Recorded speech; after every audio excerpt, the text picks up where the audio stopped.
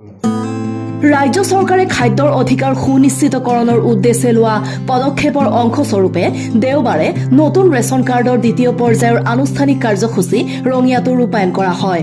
ৰঙিয়া নগৰৰ নৱনিৰ্মিত সংহত ৰঙিয়া সমজিলা কাৰ্যালয় চৌহদত তদুপলক্ষে অনুষ্ঠিত গাম্ভীৰ্যপূৰ্ণ অনুষ্ঠানত অংশগ্ৰহণ কৰি ৰেচন কাৰ্ড বিতৰণৰ শুভাৰম্ভ কৰে স্থানীয় বিধায়ক তথা বিজেপি দলৰ ৰাজ্যিক সভাপতি ভৱেশ কলিতাই।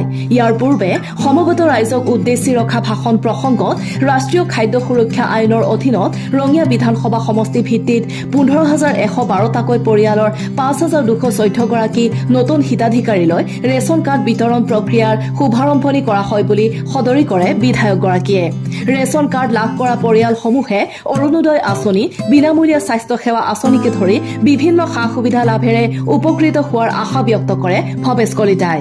কাৰ্যসূচীৰ প্ৰাৰম্ভিকতে আদৰণি ভাষণ ৰাখে ৰঙিয়া সমজিলা আয়ুক্ত দেৱাশিষ গোস্বামীয়ে। আজি আমাৰ সমগ্ৰ অসমতে মাননীয় মুখ্যমন্ত্ৰী মহোদয়ৰ বলিষ্ঠ নেতৃত্বত আমি ৰেচন কাৰ্ড ফেজ 2 42 লাখ সন্মানৰ ব্যক্তিক দিছিলোঁ। পুনৰাই আজি 12 লাখতকৈ অধিক সন্মানৰ ব্যক্তিয়ে এই আঁচনিত উপভুক্ত হ'ল আৰু তেওঁলোকক আজি অনলাইন যোগে মাননীয় মুখ্যমন্ত্ৰী মহোদয় সমগ্ৰ ৰাজ্যবাসীকে সম্বোধন কৰিলে। আমি ৰঙিয়াতো তেখেতৰ ভাষণ শুনিলোঁ আৰু সকলো আমি আপ্লুত হ'লোঁ, তেখেতক ধন্যবাদ জনালোঁ।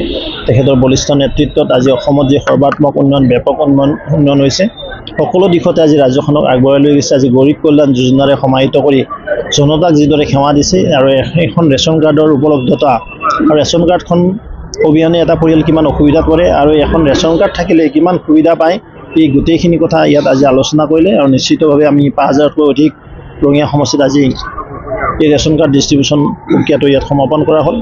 ইয়াৰ লগে লগে 15,000 জনসংখ্যা ইয়াৰ পৰা উপকৃত হ'ব।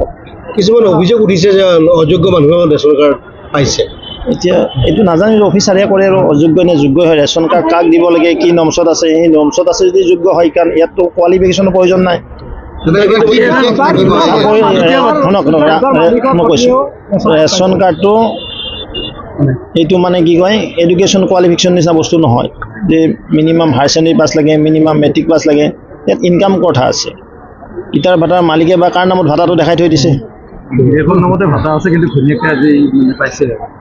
নহয় পাবও পাৰে। তেতিয়াহ'লে যেতিয়া এইটো ছাৰ্ভে কৰিছিল তেতিয়া সিহঁতৰ নামত ভাটাটো নাথাকিব পাৰে, কাৰণ ইটাৰ ভাটাটো জানেই আপোনালোকে বেনামী কৰি থৈ দিয়ে। কিছুমান মানুহৰ গাড়ী নাথাকে কিন্তু চলাই থাকে। আমি যদি RTI মাৰি চাই যে গাড়ী তেওঁৰ নামত নাই, কেনেকৈ কৰিব? যদি ভাটা তেওঁৰ নিজৰ নামত নাই, সেইটোতো আমি নোৱাৰিম নকৰিব। তেওঁলোকে আছে, আমাৰ চাৰ্কল অফিচাৰ আছে, মৌজাদাৰ আছে, এইবিলাক ইনকামৰ লগত জড়িত, লগতে আমাৰ বিষয়াসকল আছে, ADS আছে, গোটেই চাই মেলি এইটো কৰে। আৰু যদি কাৰোবাৰ সঁচাই ত্ৰুটি ভুল ত্ৰুটি আছে নিশ্চয় ৰেক্টিফাই কৰা হ'ব। এইবাৰ ৰেচন কাৰ্ডৰ কি সুবিধা আহিব? মুখ্যমন্ত্ৰী ডাঙৰীয়ে এইটো ঘোষণা কৰিছে, আপোনালোকে সকলোৱে গম পায়। তেখেতে কৈছে যে আমি পাৰিলে ইফ ইট ইজ পচিবল মচুৰ দাইল মানে দাইল জাতীয় সামগ্ৰী লগতে চেনীৰ ব্যৱস্থা কিছু ছাবচিডি ৰেটত এই ৰেচন কাৰ্ডৰ জৰিয়তে দিয়াৰ কাৰণে ব্যৱস্থা কৰাৰ কাৰণে তেওঁ এক সিদ্ধান্ত ল'বলৈ আগবাঢ়ি গৈ আছে। ৰঙিয়াৰ পৰা Bhaskar Kalita report, news express, Assam.